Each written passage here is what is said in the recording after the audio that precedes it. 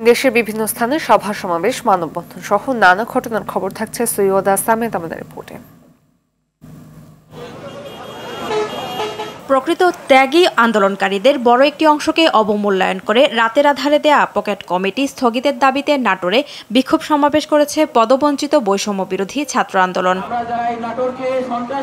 রমজান উপলক্ষে বরিশাল, নেত্রকোনা, সাতক্ষীরায় চালু হয়েছে ভ্রাম্যমাণ ট্রাকে টিসিবির সুলভ মূল্যে পণ্য বিক্রির কার্যক্রম। এদিকে নাটোরে টিসিবির মালামাল নিতে গিয়ে মারামারিতে অন্তত 5 জন আহত হয়েছে। দুপুরে শহরের বড় হরিশপুর একতা ক্লিনিক মোড়ে এই ঘটনা ঘটে। যশোর মনিহাট থেকে শিক্ষা বোর্ড হয়ে পালবাড়ি পর্যন্ত মহাসড়কটি 4 লেনে উন্নতিকরণে অংশীজনদের নিয়ে যশোরে মতবিনিময় সভা হয়েছে। সভার আয়োজন করে যশোর সড়ক ও জনপথ বিভাগ। এদিকে নানা কর্মসূচির মধ্য দিয়ে যশোরে উদীচী হত্যাযজ্ঞের 26 বছর পালিত হয়েছে। জামালপুরের বক্সিগঞ্জে আন্তর্জাতিক নারী দিবস উদযাপন উপলক্ষে উপজেলা প্রশাসন ও উপজেলা মহিলা বিষয়ক দপ্তরের উদ্যোগে আলোচনা সভা হয়েছে।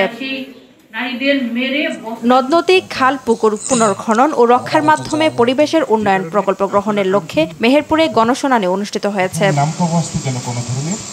ব্রাহ্মণবাড়িয়ার কসবায় উপজেলার বিনাউটি ইউনিয়নের বিনাউটি গ্রামে ইনসানিয়াত স্পোর্টিং ক্লাবের আয়োজনে কোরআন তিলাওয়াত প্রতিযোগিতার উদ্বোধন করা হয়েছে। প্রতিযোগিতায় হাফেজ, মৌলানা সহ হাজারো শিশুর কিশোরী অংশগ্রহণ করেছেন।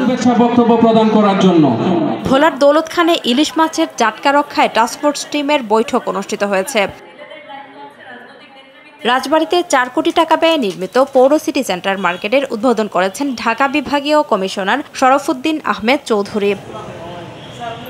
সাভার অধরচন্দ্র উচ্চ বিদ্যালয় মাঠে আরাফাত রহমান কোকো স্মৃতি চ্যাম্পিয়ন ট্রফি ক্রিকেট টুর্নামেন্টের উদ্বোধন করা হয়েছে। সৈয়দা সামিয়া তামান্না, RTV।